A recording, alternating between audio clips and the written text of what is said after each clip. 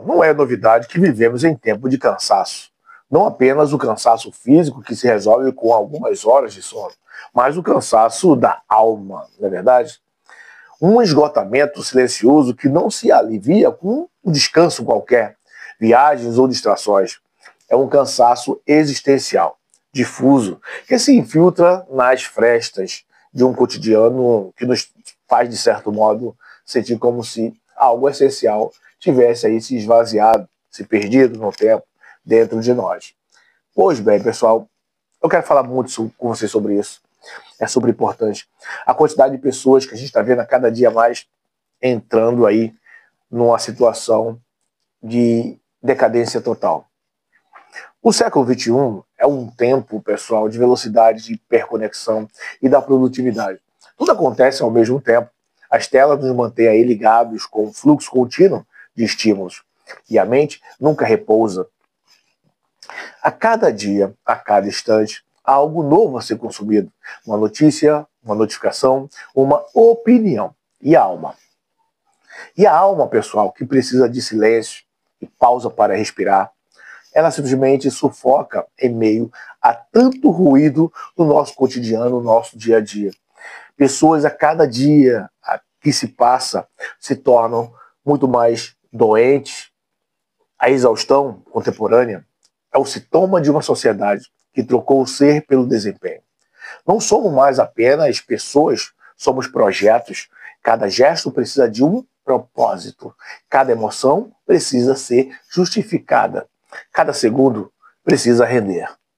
O ócio virou culpa, o descaso virou preguiça. E o simples ato de existir parece insuficiente se não for acompanhado de algum tipo de resultado.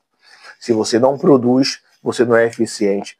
Se você não demonstra alguma coisa, produtividade, velocidade, eficiência, você não serve para participar desse meio. A psicanálise nos ensina que o sujeito se constitui a partir do olhar do outro. Isso já é clássico. No mundo atual, esse olhar é múltiplo, constante e piedoso. As redes sociais transformam, de certo modo, o olhar em vitrine e o seu eu à imagem.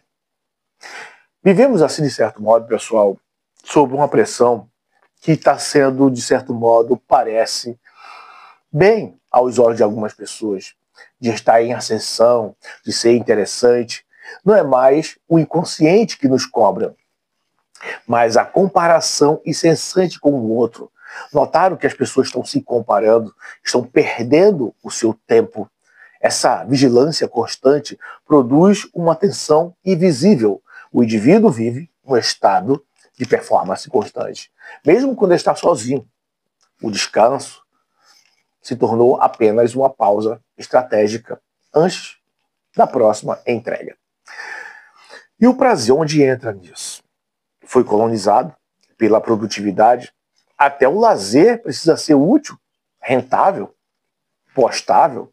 Assim, a alma se vê privada daquilo que a alimenta, a gratuidade da experiência.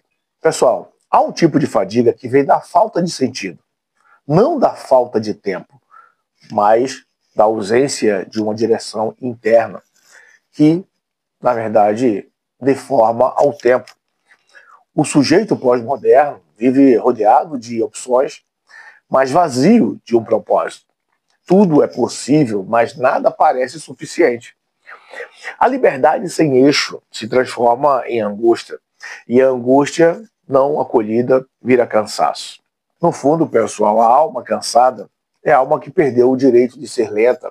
A lentidão é o ritmo natural da vida psíquica. É no tempo do silêncio que o inconsciente trabalha, que os afetos se reorganizam, que o sentido se tece. Mas o mundo moderno, pessoal, não permite demora.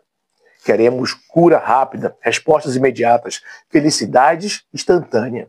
Só que a alma não opera nesse tempo. Ela caminha em outro compasso, o da escuta, que é o que a gente sempre fala aqui. Por isso o sujeito contemporâneo vive em dissonância.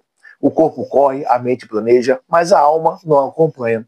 E quando há um desencontro entre o ritmo interno e o ritmo externo, acontece algo importante. o sintoma aparece.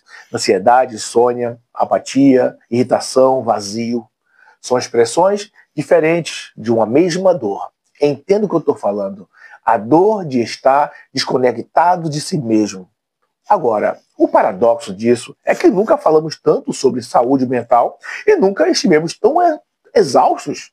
Há uma medicalização generalizada, exagerada do sofrimento. A tristeza virou patologia. O tédio virou desordem. O medo virou difusão. O sofrimento, que poderia ser o chamado rever nossos modos de vida, é logo o silêncio. É logo o silenciado. Queremos, pessoal, eliminar o sintoma sem escutar o que ele quer dizer de fato. Infelizmente, isso é uma grande verdade. O que é a cura? Mas o sintoma é uma linguagem que ele fala do que falta, do que foi reprimido, do que não encontra espaço na consciência. O cansaço da alma é, nesse sentido, um pedido de pausa. Ele não é o inimigo, é o mensageiro. É a forma que, basicamente, que o inconsciente encontrou de dizer: ei, não dá mais. O que você pensa sobre isso? Se você quiser saber mais desse assunto, eu quero que você clique aqui embaixo, no link. Nós temos livros que vão estar direcionando diretamente a você sobre esses fatores. No link abaixo, você vai achar uma lista dos meus livros, ok? Se for novo no canal, se inscreva e seja sempre bem-vindo.